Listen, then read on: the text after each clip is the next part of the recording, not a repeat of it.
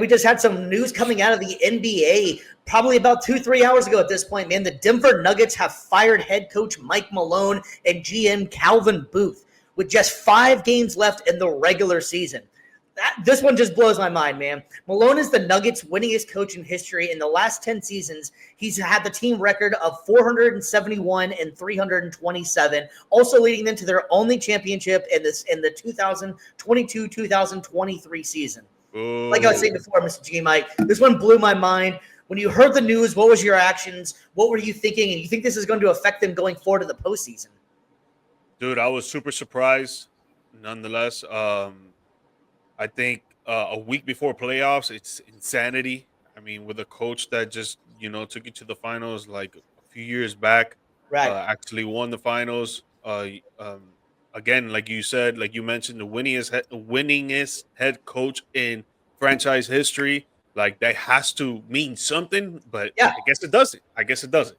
And a lot of people are wondering, yo, why is it that he got fired? And he's not the only one that got fired, too. The GM got fired, Calvin Booth, at the same time, same day. And people are wondering, yo, what's going on over there? Why are these guys getting fired? Like this and that. Well, I heard a couple of rumors. One rumor is that Mike and Calvin have never gotten along. They've always had issues on who to draft, on who to trade for, on who to sign, on who to kick out, on who to give a 10-day contract, and the list goes on.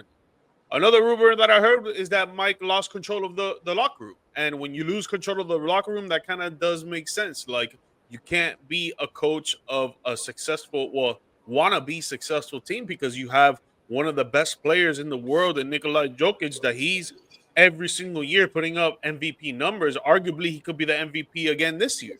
And if you have players like him and Jamal Murray and other good role players that can solidify this team to make a deep playoff run, you got to have the locker room. If you lose the locker room, and it just doesn't work in your favor. And one of the reasons I heard that he lost the locker room is because he wasn't so hard on Jokic and Murray as the other players. Like, he wasn't giving them as much crap as he would with the other players. So it's just a few rumors there. But I personally think that has to do with personal issues and not basketball issues, because again, you don't do this when you're a week before playoffs.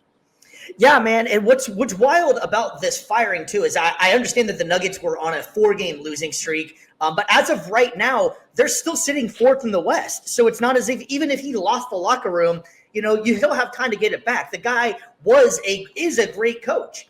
I just find this one to be shocking. So this kind of goes back to a question I wanted to ask you about as well. The NBA, this is the second coach of a team that's making the playoffs. The West is really tight. So, I mean, you can lose a game and fall out possibly or something. But point being is that they're both two really good contending teams, and they both have just let go of their coaches within days before the playoffs. Is it turning into like coaching doesn't matter to the NBA, or is it that much a player-empowered league now that these guys – that they don't even need coaching anymore? What's going on with this? This is just a weird trend of winning coaches. I mean, that is a good point. The good point of bringing up it. Is it just like a player-driven league and anything the player says goes? I mean, honestly, I think that's a weak way of looking at it. Like, we shouldn't be doing that for these professional leagues because players come and go all the time. The coaches come and go all the time too. But at the end of the day, you got to protect the logo. You got to protect the organization. And if you're just firing coaches because some players say so, and the reason I say that is because of the Memphis Grizzlies one that you just brought up. Yeah. It was a rumor that John Morant didn't like the play style, the schemes on offense, and he let it be known around the front office, and that's why their head coach got fired. So it's like, if it's coming down to that, man, like, I don't respect that. Like, it shouldn't be like that, man. It should be like, yo, you guys need to sit down and have a chat and come to a resolution. Or if you can't come to a good resolution and you just want to part ways, okay, we're going to wait to the end of the season and we're going to see what exactly we're going to do with the player, with the coach, or with both. No, and thanks for checking in, Brandon. I agree with what you're saying here as well, man, that it should be it shouldn't be that much of a players' league. And the NBA's always had this problem going for a little while that it's been too much power given to the players, and the players trample all over anybody that tries to give them any kind of flack on how they play or they need to play harder defense or any of that stuff, which I hate to do. I don't want to bring. We're not going to do the '90s debate anymore or something like that. But it just seemed like it's a different league. These guys seem like they had tough, thicker skin back in the day than these guys do now. These guys don't seem as tough as they used to back in the day. But I guess the point we were talking about with that with coaching and everything. Do you think that this is going to affect the Nuggets going in, or do they just all of a sudden say we know we're not good enough to go up against the OKCs of the world? Is that what this is just saying? You think, or what is this saying for the league and the team?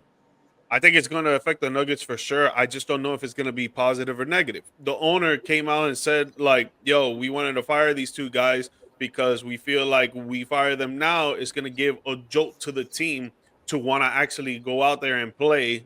Speaking on the last 4 games that they lost, 4-game losing streak, and the stuff that has been going off for the last month with the Denver Nuggets, if you haven't been looking at them, it's just been a negative trend. So he hopes it will turn into a positive trend. I just don't know if it's really going to happen. But one thing that you mentioned about the 90s, because you and I always have this argument, I have an argument with mostly everybody when it comes about basketball in the 90s than it is now. But that's one thing I do agree on with people that bring up the 90s and now. Back then, they could take anything.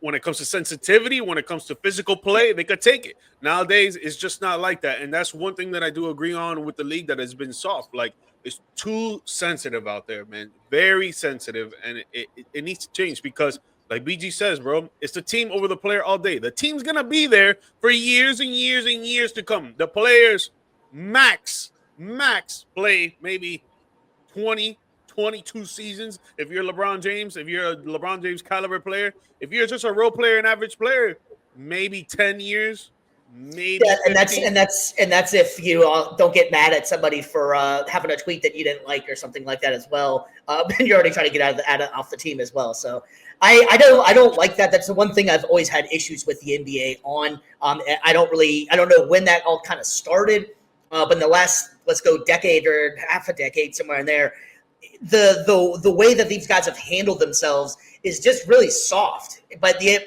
they'll dunk on somebody and flex on them all day long. But yet it's like, man, you couldn't even handle it if someone was heckling you out there. That used to almost be like, that used to be part of the go to a Madison Square Garden, you're getting yelled at. You get heckled, like that's just how it is. But now it's not the same as it used to be. But some for the better, some for the worse.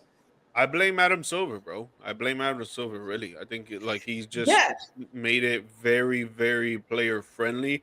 And I agree, you should make it player friendly, but there's a limit. There's a limit to everything. You can't just give all the power to the players. You gotta restrict some stuff as well. Like him saying turning games into 10-minute quarters. Like, bro, are you serious? Like, dude, I get you wanna trip down the games of from 82, maybe make it a freaking 50-game season. Okay, whatever. Yeah. That's cool. 82 is a lot of games, bro. Like if you actually play some basketball, bro, even playing at this age, even playing once a week is kind of tough. So I feel for the dudes that are around our age and older that they're playing 82 games in a season, bro, that's crazy. But sometimes you just got to restrict the player friendly and you just got to be strict on the rules of just the team. Yeah, no, I agree. It's going to be an interesting last couple of days of the NBA season, really, right here. Just looking over the standings right here. The Nuggets are sitting, like I was saying, in the 4th spot. They're sitting at 47 and 32. But it is so tight that if they manage to lose a couple of games in there, that's not gonna work out too well for them. They might fall down to the play-in tournament, man. It's definitely interesting. Football, it seems to work for a couple games. Whenever they get rid of the coach, it energizes the team. Basketball, I don't think it has the same effect. I think basketball is a little bit different. Yeah.